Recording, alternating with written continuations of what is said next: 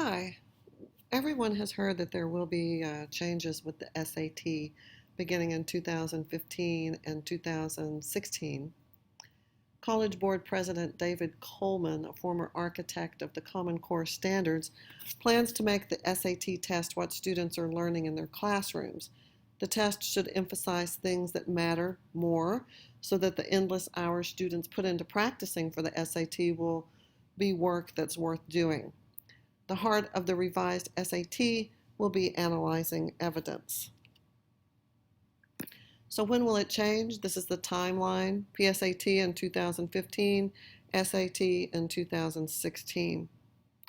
This will impact the current freshman class, the class of 2017.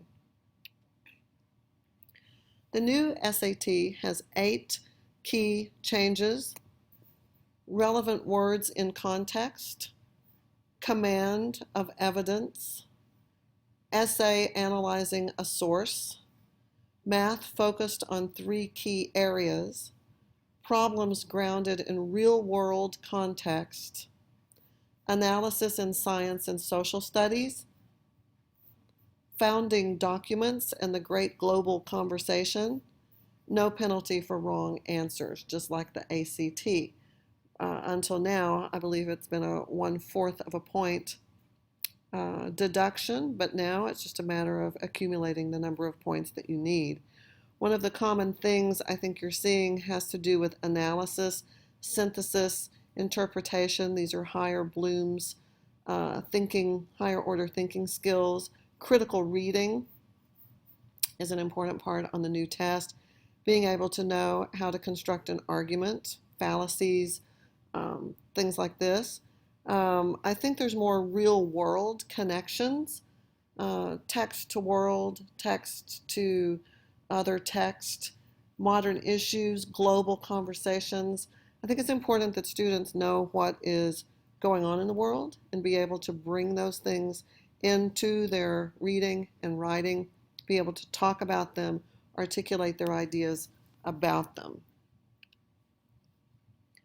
The technical challenges: print and digital versions will be available, 3 hours long with optional essay, such as with the ACT. And although these are optional essays, most people will agree that most universities do want them. So most people who take the ACT now choose to take that optional essay. And with this SAT, I would suggest that you elect to take the essay as well.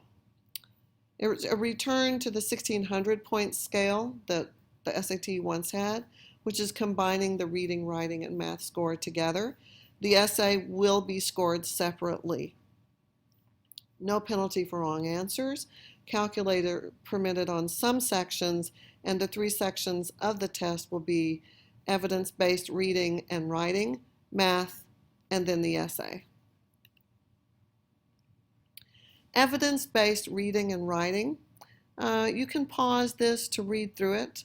I'm not going to take the time to do all of that with you, but if you can hit pause and read these things, I think it will give you a little bit more insight into where we're going. It will also explain why teachers are doing some of the things they're doing in their classrooms to teach these kinds of things. They're skills that we're already doing, but now there's going to be extra emphasis on them. Vocabulary, less esoteric and more relevant to daily life. I think it's important that students do know how to have a good command of the language so that they can express themselves effectively. But so many times on the list, you'll see a lot of words that you will probably never see again. And you're most definitely probably not going to use some of those words. These are more practical words that have high usage that you're going to see frequently in print, in the news, in just daily commerce with what's out there. So it will be, it says synthetic and synthesis are things that will be taken into consideration. So the essay, currently it's 25 minutes.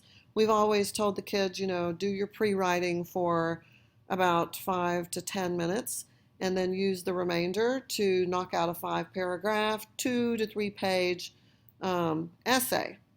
No source information is given. Students can fabricate their examples.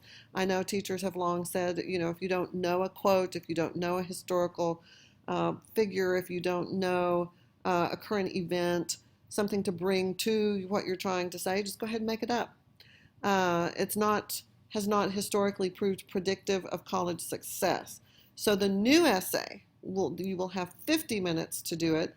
A common prompt will be applied to different sources, and you will need to have evidence, such as facts or examples, reasoning to develop your ideas and connect your claims and evidence, stylistic or persuasive elements to add power to the ideas expressed, and to be able to write an essay in which you explain how the author builds an argument to persuade an audience. So they will be studying types of argumentation, types of rhetoric, logos, pathos, ethos, things like that. The math section will focus on 3 key areas: problem solving and data analysis, the heart of darkness, algebra, and of course the passport to advanced math. Calculators will be allowed on some sections, but not all. It shouldn't be just about picking the right answer. It should be about being able to explain and see the applications of this math.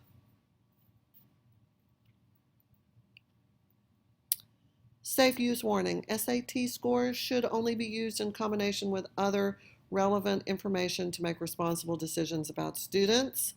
And the habitual and repeated use of the SAT may adversely affect the health of your incoming freshman class. So by all means, we are not teaching to the test, but we do need to be aware of the skills that 21st century learners need to have to be competitive in higher education, in the marketplace, with jobs, and with their future.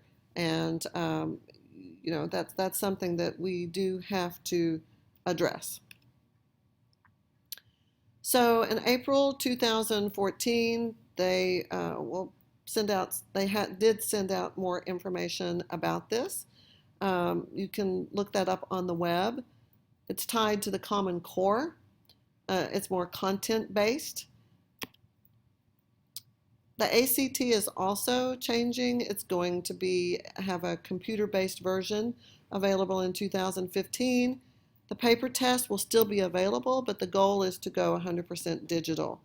So I think you're going to see that across the board, that with technology, that pen and paper are going the way of the dinosaur, and at some time in the near future, everything's going to be done digitally.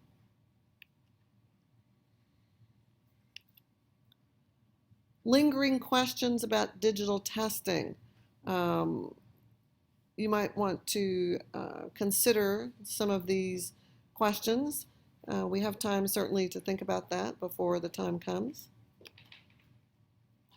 Implication, there's going to be greater polarization. The race for market share has both the ACT and College Board looking to secure contracts with states and districts. In these states and districts, the organization that has a contract enjoys a drastic lead in the number of tests taken. So the tests are becoming more alike, with the SAT moving further from its original aptitude-based approach and more towards an ACT-style high school achievement-centered Common Core approach.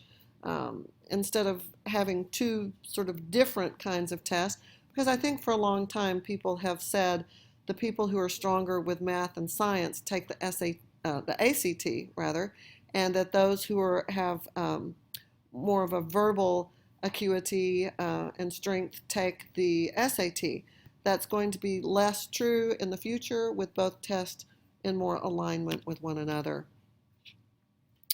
Other implications for you.